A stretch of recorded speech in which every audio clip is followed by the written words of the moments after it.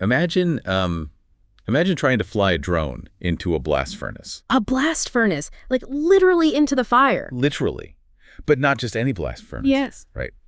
We're talking about a geological cauldron where the ambient temperature, just the surrounding air, consistently hits over 1,000 degrees Celsius. Which is, I mean, that's just an incomprehensible level of heat. Exactly. And you aren't just dealing with the heat. You have these highly corrosive plumes of really dense ash, stuff that can, strip paint right off metal. Oh, easily. It would instantly melt the internal mechanics of, like, any advanced jet engine humanity has ever built. Right. So by every single known law of modern material science or aerodynamics, that airspace should be totally dead. Absolutely nothing manufactured should be able to survive in there. Nothing. But now, I want you to imagine pointing a highly specialized camera right at that exact environment, and you watch something just fly in and out of it. Deliberately. Yeah, deliberately, effortlessly. And, oh, here's the kicker. It's completely invisible to the naked human eye. I mean, that just entirely shatters our fundamental understanding of physics. It really does. And honestly, it forces us to reconsider the absolute limits of our own biological perception. Like, what are we actually capable of seeing? Okay, let's unpack this, because that is the exact premise we are dissecting today. It's a big one. Huge. So if you are, taking a break from a really dense, structured project, or maybe you're finally catching up on the fringes of modern aerospace theories. Or if you're just insanely curious about what is actively navigating our skies right now. Exactly. Yeah. While the rest of the world is like looking down at their phones, right? This deep dive is custom tailored for your hungry mind. We have a lot of ground to cover. We really do. Our mission today is to tear through this exhaustive, highly analytical stack of documents detailing a 2021 independent documentary film. It's called Volcanic UFO Mysteries. Right. And these sources, they cover everything. The geophysical data, the deeply layered sociopolitical frameworks. Yeah, and the genuinely baffling phenomenological dimensions of this film. We're going to get into how it was produced, the massive theories it throws at us, and the incredibly polarized way critics reacted to it. But before we even touch the physical evidence presented in the film, we really need to set the stage. For sure. Context is everything here. It really is. We have to contextualize the world this documentary was released into. Because for the vast majority of modern history, the concept of unidentified aerial phenomena... What most people just call UFOs. Right, UFOs. It was heavily marginalized. It was basically an intellectual dead zone. Oh, totally. I mean, if you talked about it, you risked immediate social ridicule, professional suicide. Exactly. It was relegated to the absolute darkest corners of culture. Whispered folklore, grainy, out-of-focus photographs. The late-night radio conspiracy theories, right? Serious people simply did not discuss it. But that institutional wall of silence, it stood firm for decades, but then it suffered this unprecedented, catastrophic collapse. In April 2020. Yes, April 2020.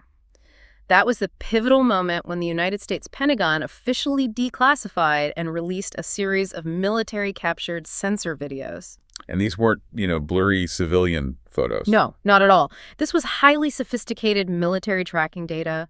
It showed UAPs interacting with advanced naval assets, performing maneuvers that they seemingly defied the constraints of modern thrust, lift, and gravity. And the moment that official seal of approval was stamped onto those videos, the entire global conversation just flipped overnight. It really did. The extraterrestrial hypothesis was no longer just a punchline for sci-fi movies. Right. Yeah. It became this urgent, top-tier geopolitical talking point. That official acknowledgement acted as a massive catalyst. It positioned the following year, 2021, as a historic watershed moment. Right. In activist and research circles, there was this palpable electricity, a sense that the dam had finally broken. People started calling it the dawn of the disclosure era. Right, exactly.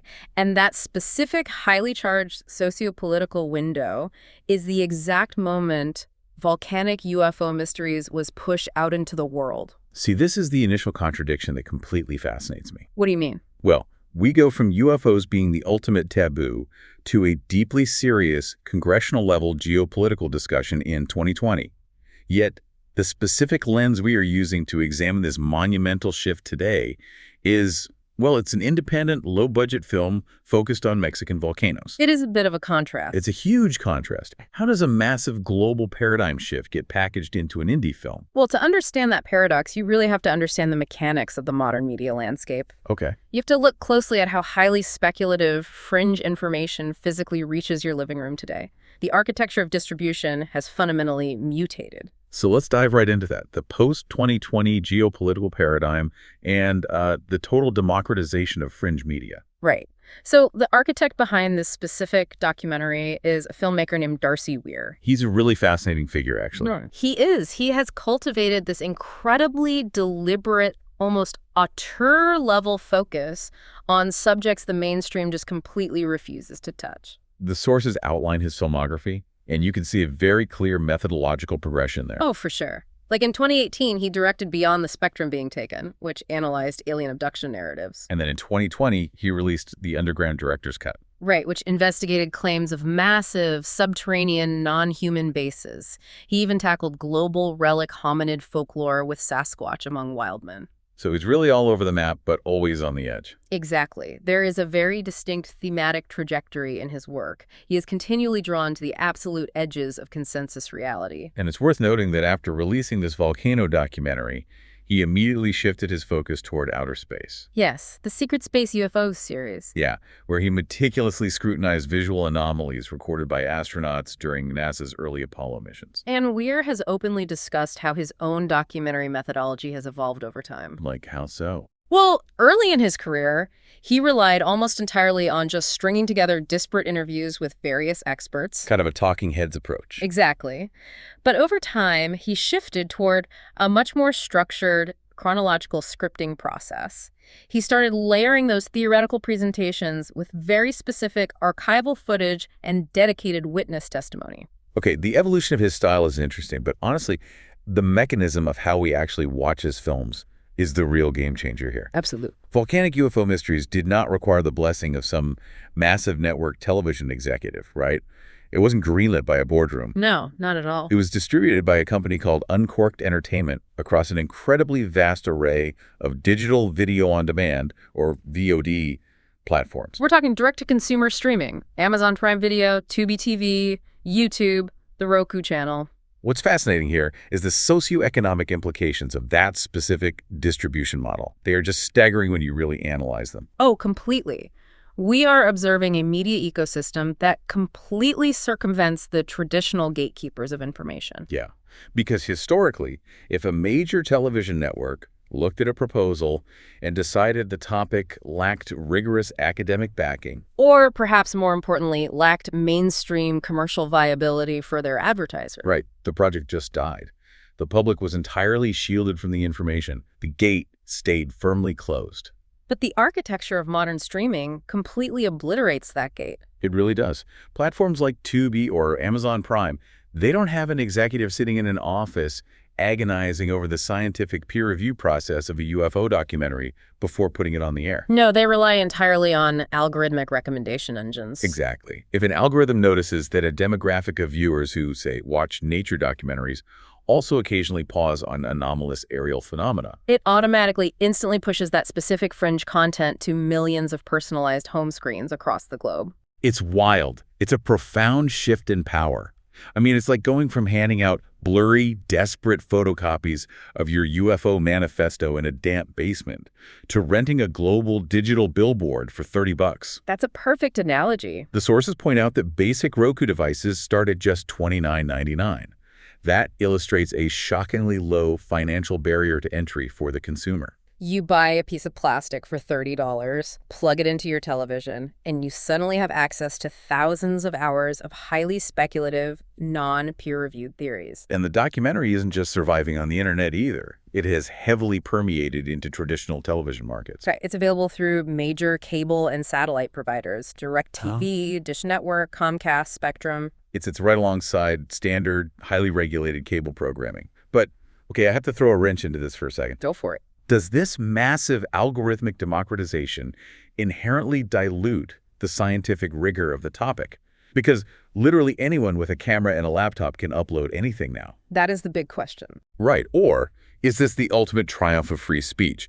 Does this finally give a massive unfiltered megaphone to suppress data that the deeply conservative academic establishment is just too terrified to touch? You are identifying the exact central tension of this entire media era. Yeah. And it is the tightrope the specific documentary attempts to walk. Okay. On one hand, this widespread digital availability guarantees that alternative, highly provocative theories regarding geophysics and government transparency remain actively circulating. It keeps the conversation alive in the global cultural zeitgeist. Exactly. However, the unavoidable trade-off is that the production values and frequently the methodological rigor reflect the severe financial and editorial constraints typical of rogue indie filmmaking. Yeah, you're gaining incredibly raw, unfiltered access to wild ideas, but you're completely losing the rigorous peer review. You lose the dedicated counterarguments and the editorial polish of a massively funded academic or mainstream journalistic endeavor. You get the raw data, but you lose the safety net. Well said. And that raw data is really the beating heart of the film. Because despite the indie distribution model and the inherent low-budget aesthetic limitations, the documentary actually relies on two very distinct, highly specialized voices to build its overall case. And the ways these two men approach the phenomenon could not possibly be more different. Right, so let's get into the two approaches and the 1,000-degree crucible of Popocatépetl. The film utilizes a fundamentally bifurcated narrative structure. It rests almost entirely on the shoulders of two primary figures who represent entirely opposite epistemological methods. On one side, we have Jaime Maussan. Yes, Masson. He is the anchor for the localized, empirical, boots-on-the-ground investigative journalism. He's a veteran Mexican journalist, right? With over 40 years of dedicated experience investigating anomalies specifically within Latin America. Correct. He provides the film's physical foundation. He is the one presenting the chronological history, the hard geophysical data, and the massive catalog of localized sightings. Right, and then, operating on a completely different frequency, you have Stephen Bassett.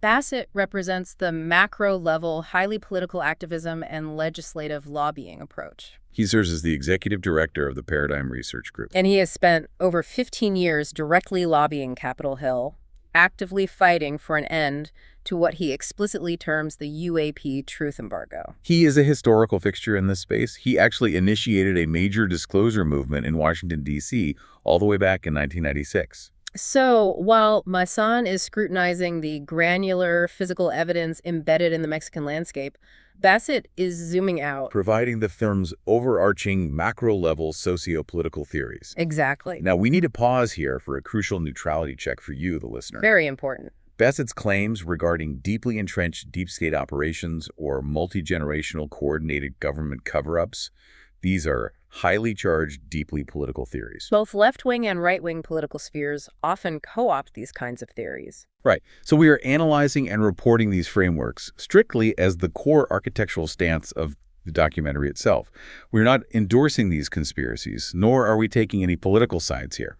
Our goal is just to dissect how the source material constructs its argument. Exactly. And that framing is essential because the intellectual engine of the documentary is actually driven by the friction between those two perspectives. You have Maussan's localized, undeniable physical evidence grinding against Bassett's vast, sweeping sociopolitical frameworks. And the incredibly grounding anchor for both of these men, the literal stage where this phenomenon is playing out, is a highly specific, violently hostile physical environment. The Popocatépetl volcano in central Mexico. Yes. This is where the physics of the entire situation just melt my brain, because the central empirical pillar of this entire documentary does not rely on blurry lights in a dark sky. No, it rests on a massive, heavily corroborated catalog of video evidence. Recorded directly in and around highly active stratovolcanoes, with this overwhelming, almost obsessive emphasis on Popocatépetl. Maussan meticulously establishes a chronological timeline in the film. He frames the early 1990s, specifically pinpointing a massive surge of activity in 1991 as a historic watershed era for UAP visibility in that specific geographic region. Local residents, amateur photographers, dedicated monitoring stations, they all suddenly began documenting these highly peculiar, persistent aerial incursions. And what stands out to researchers reviewing the footage is that the morphological characteristics of the objects were strikingly consistent across multiple independent witness recordings. Meaning they all look the same. Right. People were not reporting highly varied shapes. They repeatedly, consistently reported fast-moving, distinctively cylindrical or cigar-shaped UAPs. And these objects routinely hovered with complete stability in the turbulent airspace surrounding the mountain. They would deliberately plunge directly down into the active caldera, or they would seemingly merge into the physical base of the mountain itself. Okay, to really grasp the insanity of this, we have to talk about what Popocatépetl actually is. It's not a quiet mountain. No, this isn't just a tall hill. This is a massively volatile, actively erupting stratovolcano. Let's talk about the ambient physical conditions there. Yeah, please. The extreme ambient heat in and directly above that caldera frequently exceeds 1,000 degrees Celsius. That is over 1,800 degrees Fahrenheit. It's just absolutely roasting.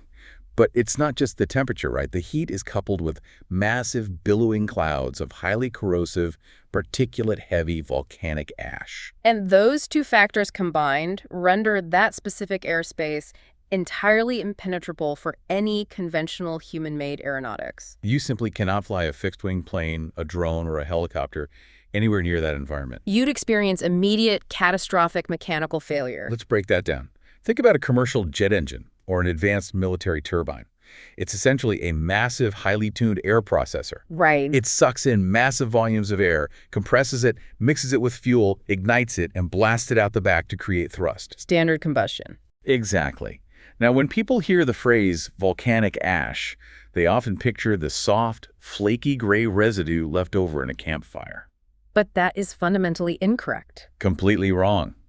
Volcanic ash is actually composed of pulverized rock, heavy minerals, and microscopic shards of volcanic glass. It is incredibly abrasive. It's essentially millions of microscopic jagged rocks floating in the air. And the mechanical failure occurs because the internal combustion temperatures of those jet turbines actually exceed the melting point of the volcanic ash itself. Oh, wow. Yes.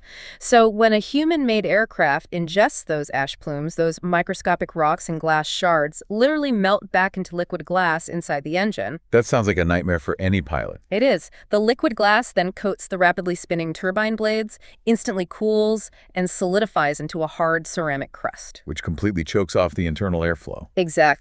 The engine experiences a violent compressor stall, the rotor seize up entirely, and the aircraft drops out of the sky. That is the mechanical reality. Huh.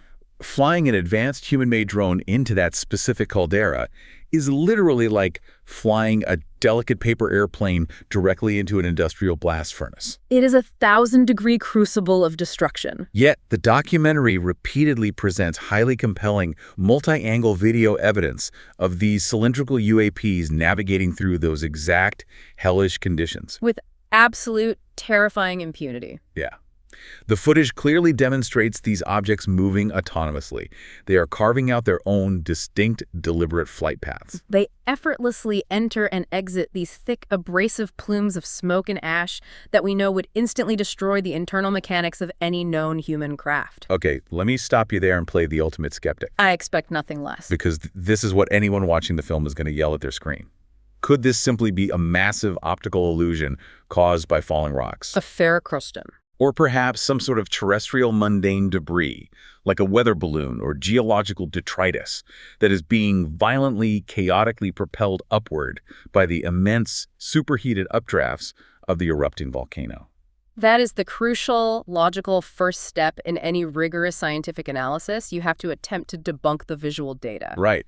But the terrestrial debris theory collapses when you closely analyze the aerodynamic paradox presented in the footage itself. Aerodynamic paradox. Yes. The objects captured on film frequently execute highly complex maneuvers that fundamentally defy conventional aerodynamics and the basic laws of gravity. So they aren't just getting tossed around. Not at all. We are seeing these massive cylinders approach the mountain and come to complete stable halts.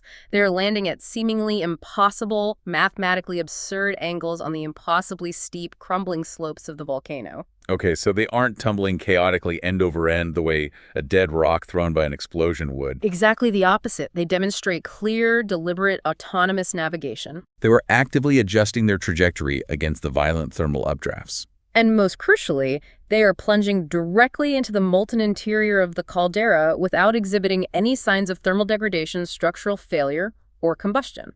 This staggering juxtaposition forcefully implies that whatever intelligence is operating within this highly hostile airspace is utilizing a level of materials science that we just don't have. Advanced thermal shielding, non-aerodynamic propulsion mechanics? It's all completely fundamentally alien to our current understanding of physics. It is staggering when you break down the actual material requirements to survive that heat. It really is. But if the visible footage of these heat-defying metallic crafts wasn't shocking enough, the entire narrative violently shifts. This is where it gets really interesting. Yeah, things get significantly stranger when the researchers in the field decided to change the type of cameras they were using to monitor the mountain. And this introduces a concept the sources identify as a profound epistemological crisis. Let's talk about the epistemological crisis of the infrared paradigm shift. This specific shift in observational methodology is arguably the most profound, reality-altering revelation contained within the entire documentary. The film walks the viewer through a detailed longitudinal analysis of recent UAP sighting frequencies, right? Yes. The researchers identified a highly unusual, almost cyclical fluctuation in activity during the late 2010s. For reasons completely unknown to the researchers, there was an unexplainable, massive decline. A temporary, almost complete lull in localized sightings around Popocatépetl throughout the entire year of 2018. The sky simply went quiet. But the quiet didn't last. The activity violently surged again in 2019. Local witnesses and the dedicated monitoring stations once again began observing and recording these massive objects actively traveling in and out of the volcanic structure. And the unpredictable, cyclical nature of these appearances remains one of the great, glaring, unexplained variables in Jaime Maussan's extensive tracking data. Like, why do they leave and why do they return? Exactly. But the true pivotal shift, the moment that permanently altered the nature of the investigation, occurred in 2020. Right, the hardware upgrade. That was the year the monitoring teams decided to upgrade their observational hardware. They implemented highly advanced military-grade infrared spectrum cameras to continuously, 24/7, monitor the airspace surrounding the volcano. And the initial results they captured were entirely unprecedented. The moment they switched the hardware, the thermal imaging technology revealed a completely different, vastly more populated classification of UAPs operating in that exact same airspace. The infrared sensors captured highly structured, massive, heat-emitting objects performing complex flight maneuvers. But the terrifying caveat here. What's that? These objects were entirely invisible to standard optical cameras operating right next to the infrared sensors. And they were completely invisible to the naked human eye. This discovery precipitates a massive philosophical and scientific reckoning. It creates an epistemological crisis for both the viewer and the broader scientific community. Right, because epistemology is a core branch of philosophy. It is literally the study of knowledge and justified belief. It asks the fundamental question, how do we know what we know? And for the entirety of human history, our fundamental epistemological baseline for understanding the sky has been our own biological hardware. Our eyes. The visible light spectrum. We assume that if we look up and the sky appears empty, we, quote-unquote, know there's nothing there. But the visible light spectrum is incredibly, laughably narrow. It is just a tiny sliver of the actual physical reality vibrating around us. This raises an important question. What else are we missing? Exactly. Imagine you are sitting in a grand concert hall trying to listen to a massive, complex symphony orchestra playing a masterpiece. Okay. But due to a biological limitation, you are physically only capable of hearing the frequency of the triangle. Just the triangle. Just the triangle. Yeah. You would sit there for 2 hours, and you'd walk out of that concert hall firmly believing the performance was mostly dead silence, occasionally punctuated by a faint ding. You would be utterly oblivious to the cellos, the brass, the massive percussion happening right in front of your face. What else are we missing simply because we don't have the biological equipment to perceive it? It's a humbling thought.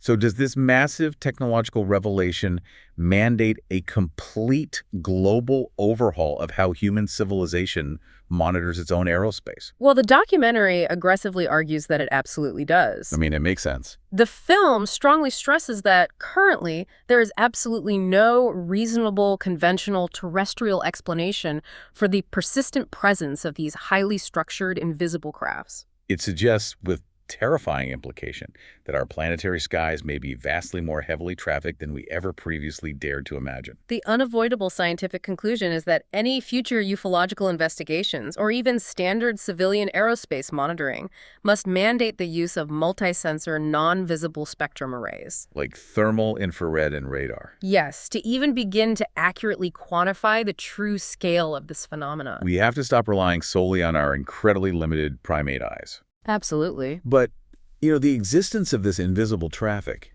begs an even larger, vastly more complicated question. What is that? If we accept the raw sensor data, if we accept the premise that these crafts are actively there, fundamentally defying terrestrial physics, plunging into blast furnaces, and actively cloaking their visual presence from human populations, why are they there? Why the volcanoes? Yeah, why are they continually congregating around these highly volatile, incredibly dangerous geological vents in the first place? What is the operational objective of hanging out inside an erupting volcano? And that profound question transitions the documentary's narrative away from strict empirical sensor observation and pushes it deep into the realm of highly speculative theory. Theories of symbiosis, natural batteries, and the inner Earth. Right.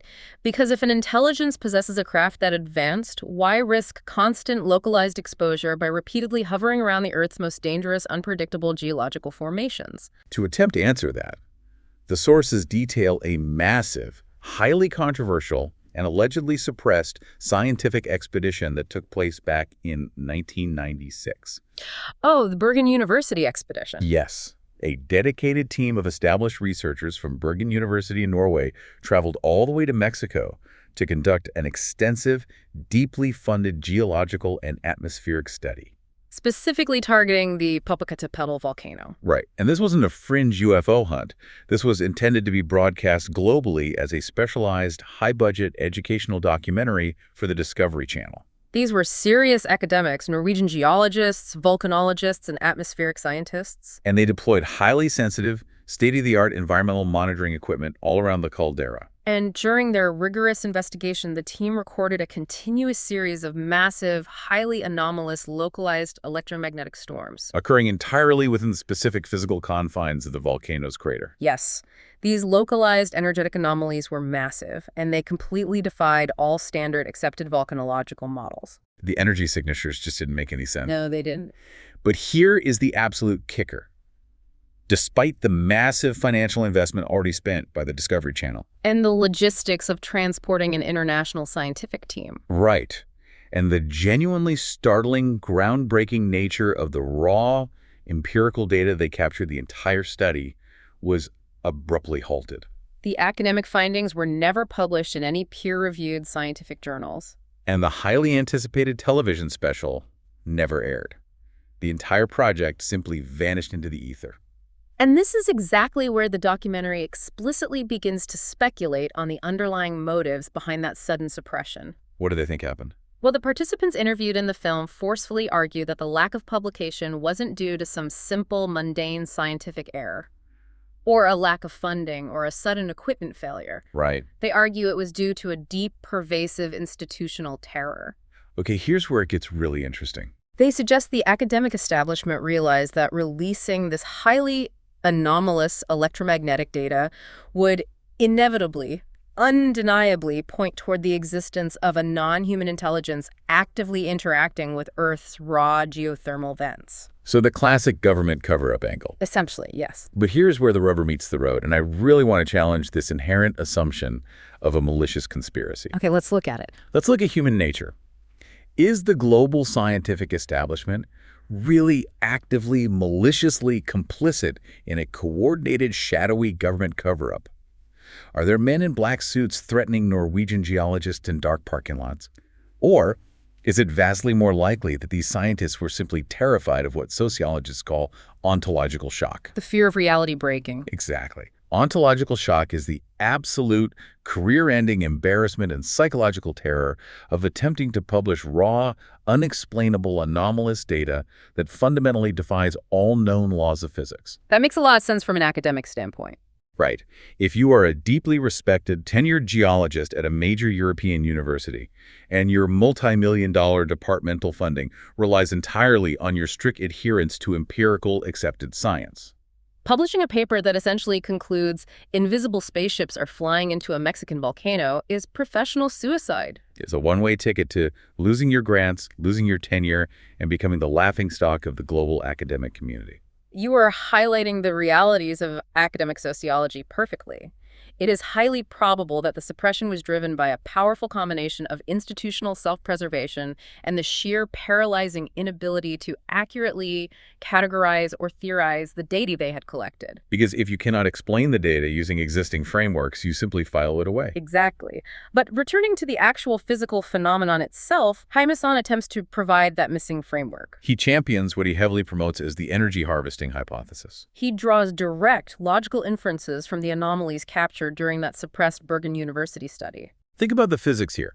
Highly active stratovolcanoes naturally generate tremendous, virtually inexhaustible amounts of raw geothermal and electromagnetic energy. So Mosan is positing that these highly advanced extraterrestrial crafts are actively utilizing these massive geological formations as natural planetary scale batteries. They're essentially cosmic refueling stations. Right. When we see those distinct cylindrical crafts deliberately plunging into the 1,000-degree caldera, they might be actively tapping into the Earth's molten mantle. They could be directly harnessing the immense kinetic, thermal, and electrical energy generated by the turbulent subterranean magma flow. And the massive static friction of the billowing ash clouds. Which is brilliant, logically consistent theory. It really is. But it immediately spawns an entirely new series of second-order analytical questions regarding the exact nature of the symbiosis between the UAPs and the volcanoes. Right. The documentary rhetorically asks the viewer to consider the morality or intent of the intelligence. Are these crafts functioning in a strictly parasitic capacity? Or are they operating in a protective regulatory capacity? The intent changes everything. It completely changes everything. Are the UAPs essentially parasites? Are they intentionally, artificially triggering the massive eruptions to generate the specific, immense, energetic output they require to charge their advanced propulsion systems? Or looking at it from the completely opposite perspective, are they acting as a highly sophisticated planetary scale dampening mechanism? Oh, wow. Are they somehow actively siphoning off the excess geological pressure from the mantle to deliberately prevent catastrophic extinction-level volcanic explosions? Explosions that could instantly devastate the millions of human beings living in the surrounding Mexican valleys. Exactly. It frames the phenomenon as either a threat or a savior. And we also have to factor in the overarching thematic obsessions of the filmmaker himself, Darcy Weir. Right, because the documentary's underlying logic occasionally bleeds over into the inner Earth-based theory. Weir has extensively explored this highly fringe concept in his previous works, dealing with alleged lost continents, deep underground military bases, and subterranean mysteries. This specific hypothesis suggests that the volcanoes are not merely utilitarian energy sources or refueling stops, but are actually massive, heavily shielded natural portals, literal doorways that grant these advanced extraterrestrial craft direct, protected access to massive, expansive operational bases located deep within the Earth's impenetrable crust. Precisely.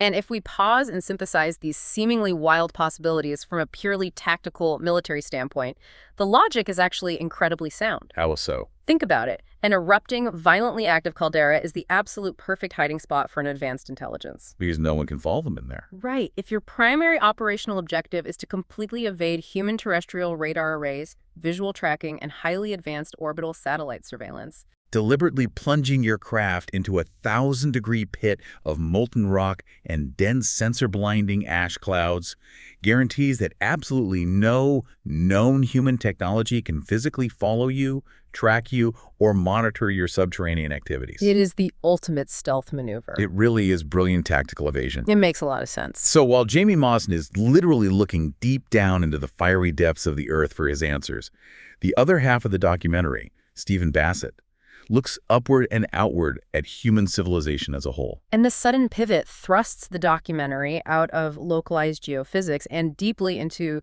philosophical and honestly quite terrifying existential territory. Let's get into anthropocentric guilt, nuclear anxiety, and paternalistic intervention. The shift is massive. Bassett steps in to introduce a macro-level historical philosophical framework. He fundamentally attempts to contextualize this persistent, undeniable UAP presence within the broader, highly troubled, and incredibly violent timeline of modern human civilization. He introduces a concept that the sources refer to as the out-of-control humanity hypothesis. Bassett's extended commentary functions as a severe, unflinching indictment of the human species in the modern era. He forcefully argues that our incredibly rapid, explosive technological evolution, specifically our capacity for mechanized warfare and vast industrialization, has vastly, dangerously outpaced our moral, ethical, and sociological development. We have the technology of gods, but the emotional maturity of aggressive primates. That's exactly it. Consequently, looking at the overarching timeline, he views human beings as fundamentally, inherently out of control. He argues, pointing to global history, that we are a species driven by a seemingly inescapable self-destructive obsession with constant global warfare, ruthless geopolitical dominance, resource extraction, and the widespread, irreversible ecological devastation of our own host planet. And the absolute central, terrifying tenet of this argument, the mechanism of our potential self-destruction, is the existential threat posed by the massive global proliferation of nuclear weapons. Because humanity now possesses the literal, undeniable technological capability to render the entire surface of the planet totally uninhabitable with the simple push of a button. Right. And because of that, Bassett completely reframes the entire nature of the extraterrestrial presence. In his framework, they are not framed as an invading, hostile, conquering force. He is aggressively pushing back against the dominant cultural narrative. Yes. This isn't a terrifying Hollywood sci-fi depiction like Independence Day, where massive saucers blow up our cities. Or Fire in the Sky, focusing on horrific biological experiments. Exactly. Instead, Bassett proposes what is known as the intervention theory. What's that? This is the profound idea that these UAPs, these advanced intelligences monitoring our skies, are essentially acting as a paternalistic oversight committee. Okay. They are objective, highly advanced monitors, actively intervening precisely because humanity is veering rapidly and uncontrollably toward its own self-inflicted extinction. He argues that the UAPs consistently observed hovering near major energy sources, active volcanoes, or highly sensitive nuclear military installations are ostensibly there to warn us. Yes.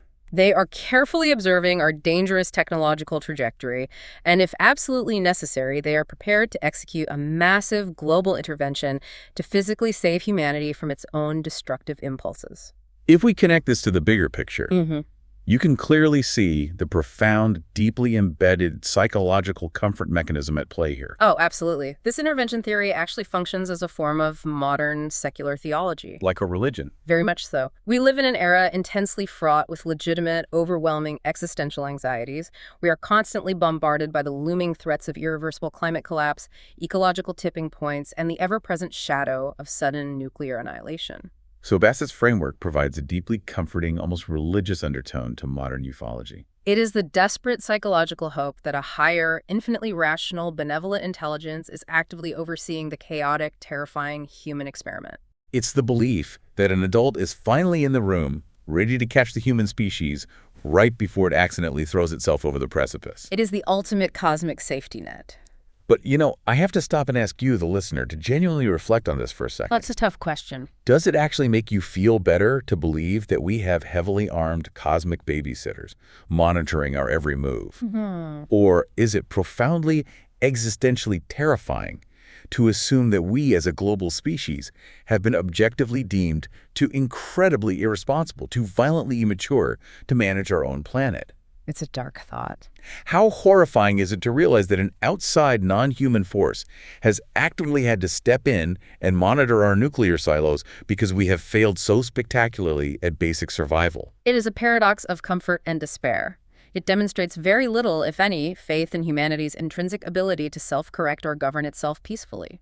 It is a profoundly pessimistic view of human agency, neatly wrapped in a highly optimistic view of alien intervention. However, while these overarching philosophical musings are undeniably vast, fascinating, and profound to discuss, their sudden, aggressive injection into a film that was explicitly marketed to the public as a scientific investigation of Mexican volcanoes causes severe, almost fatal structural and narrative problems for the documentary itself. As a piece of media, you mean? Yes, as a piece of media. This brings us crashing down from the philosophical heights and straight into the actual functional critique of the film. And we have to talk about the narrative dissonance, the missing context, and the aesthetic flaws. Because the feeling of the movie fighting against itself is incredibly jarring for the viewer. Very jarring. First of all, there is even basic fundamental confusion regarding the editing and structure of the final product. Right.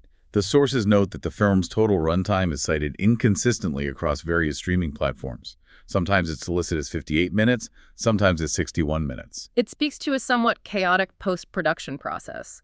But the real, unavoidable structural crisis hits the viewer right around the 53-minute mark.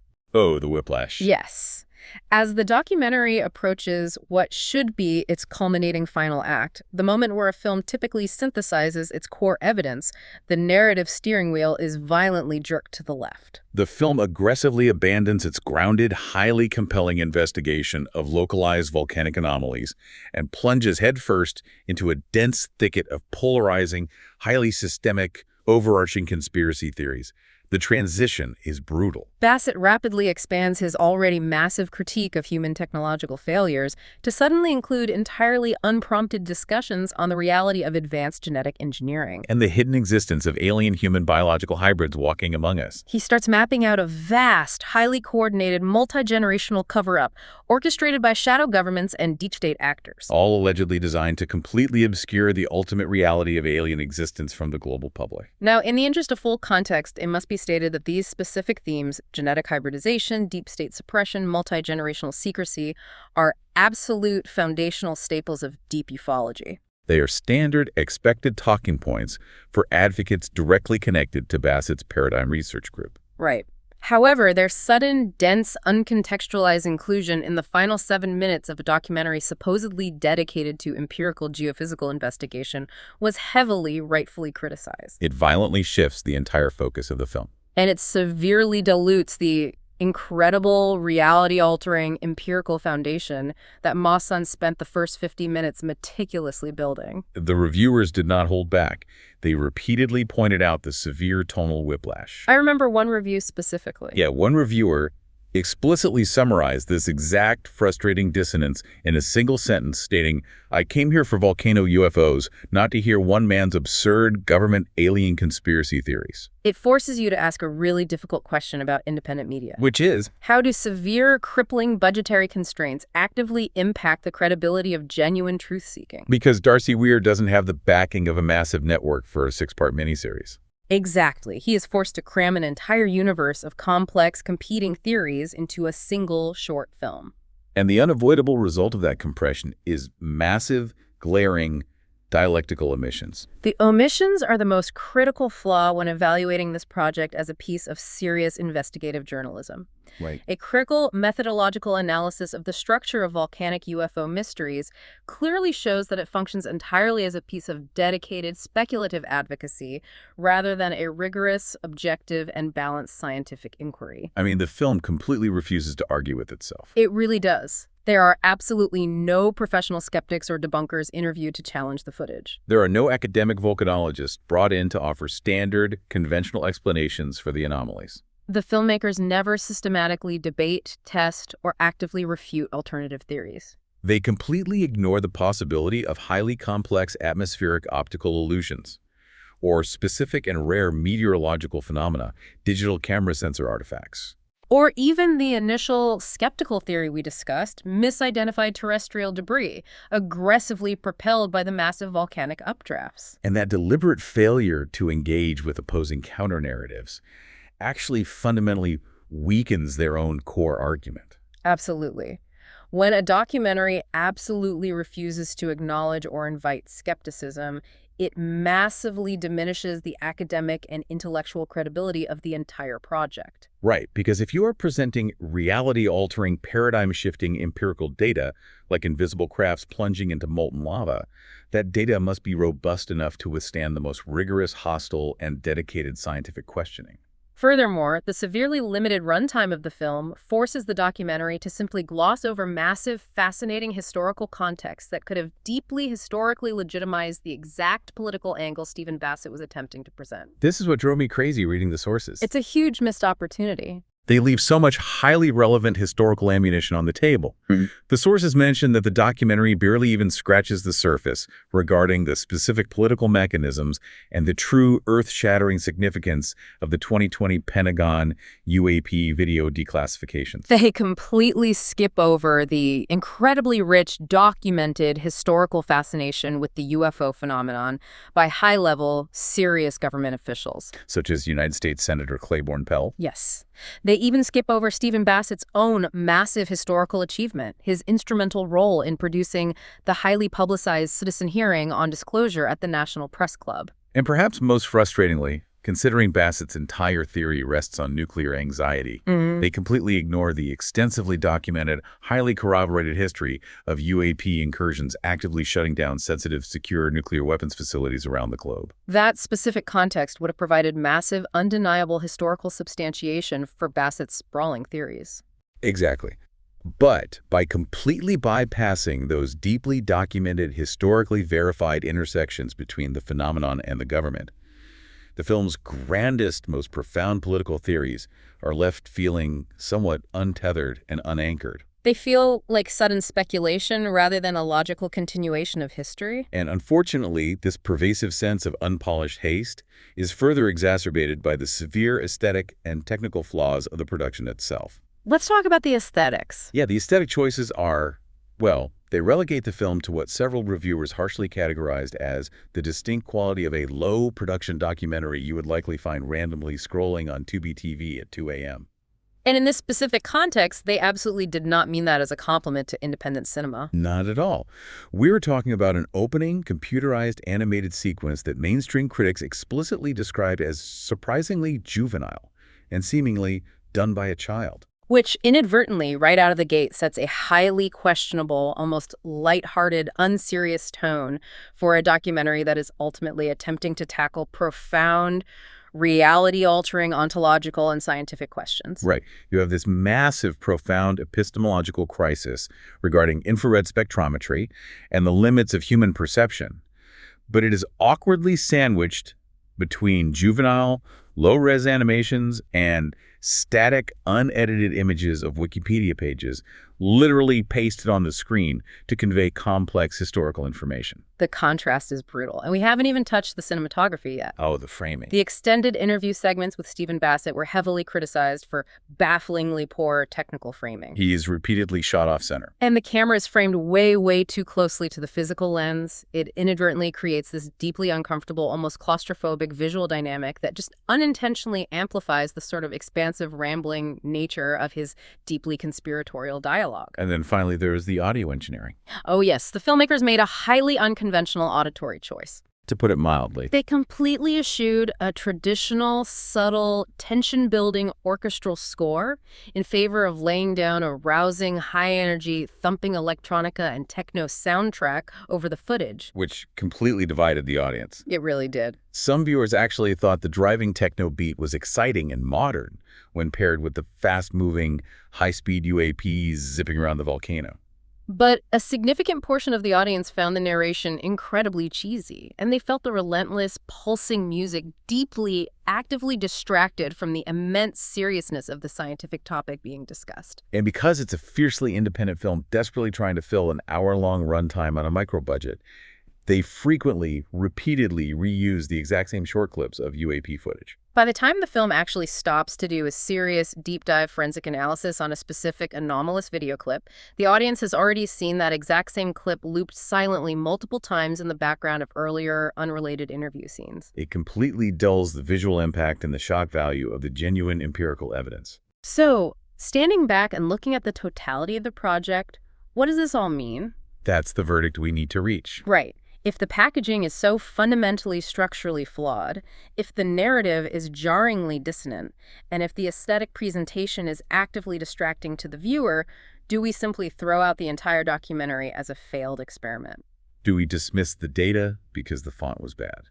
To answer that, we really need to break down the highly polarized, deeply fractured, critical reception the film received upon its release, because that reception essentially gives us our final verdict. If you look at Amazon Prime Video, The film holds a seemingly respectable 3.5 out of 5 stars. But that average entirely hides a deeply viciously divided audience. Roughly 40% of the viewers enthusiastically gave it a perfect 5 stars, praising the raw data. But a massive 17% gave it a brutal 1 star, likely alienated by the conspiracies or the techno music. It is the absolute definition of a love it or hate it spread. On IMDb, a platform typically known for harsh film criticism, it sits at a very middle-of-the-road 6.1. And this specialized, highly dedicated fringe media review site, Morbidly Beautiful, gave it a distinctly harsh 2 out of 5 butterflies, explicitly criticizing the final product as muddled and unpolished. It is incredibly telling that the dedicated film critics and the seasoned fringe bloggers were notably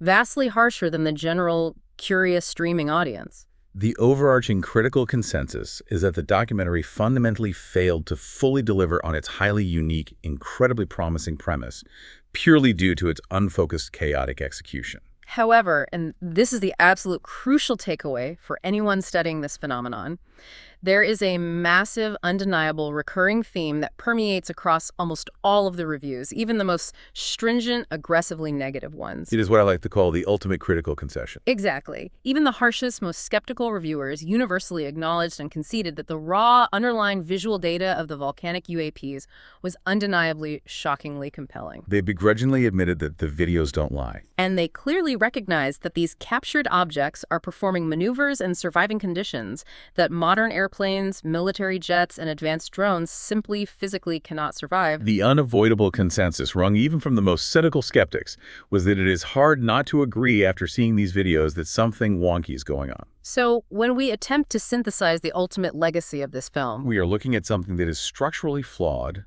it is deeply, undeniably imperfect, but it remains profoundly fascinating as a specific, highly charged cultural artifact of the year 2021. it serves as this critical, messy, historical marker of exactly how global UAP discourse rapidly, messily transitioned from a ridiculed internet subculture into a deeply serious subject forcefully demanding rigorous global scientific analysis. Despite its glaring cinematic flaws, it successfully, aggressively forces a completely necessary, urgent re-examination of exactly how an advanced, non-human intelligence might choose to actively interact with the raw, turbulent planetary geology of our world. The stark, undeniable contrast between the absolute, catastrophic limitations of human aeronautical engineering in a 1,000-degree volcanic ash cloud versus the smooth, effortless, completely autonomous navigation of these cloaked, cylindrical crafts presents a genuine, terrifying technological paradox. It directly challenges the absolute, assumed boundaries of human materials science and physics. Which presents a wild, highly modern paradox for you, the listener, living right now in the algorithmic streaming age. This entire deep dive essentially proves that we live in a bizarre, unprecedented era where profound, reality-altering, paradigm-shifting empirical data might not be formally delivered to you in a pristine, peer-reviewed scientific journal, perfectly bound by a polished, heavily funded academic institution. Instead, the absolute undeniable proof that permanently changes our fundamental understanding of global physics might simply be casually embedded in a low-budget, highly flawed indie documentary. Scored with driving techno music and awkwardly sandwiched between massive alien conspiracy theories on a free Tubi TV app. It requires a new skill set. You have to learn how to pan for the gold in the digital river. You must actively train yourself to separate the raw, undeniable empirical data from the highly speculative, occasionally absurd packaging it is delivered in. The breathtaking revelations provided by those 2020 infrared spectrum cameras establish an entirely new, unavoidable epistemological baseline for humanity. They definitively prove that any future serious scientific analysis of our own skies cannot rely solely on the severely limited visible light spectrum. It's a wake-up call. And I really want to thank you for taking the time to help us navigate this incredibly chaotic, occasionally deeply absurd, but undeniably vital and world-altering material. It's been great. It has been an absolute journey going from the lethal 1,000-degree calderas of Popocatépetl to the staggering revelation of invisible infrared crafts, all the way up to the massive, sweeping geopolitical anxieties of the global truth embargo. It perfectly demonstrates the immense, unexpected value that can still be extracted from highly imperfect sources, provided you're willing to look closely and question the narrative structure. It is all about how you look at the data. But before we sign off today, I want to leave you, the listener, with a brand new, potentially terrifying concept to ponder on your own time. Okay, what is it? Think deeply about this specific fact.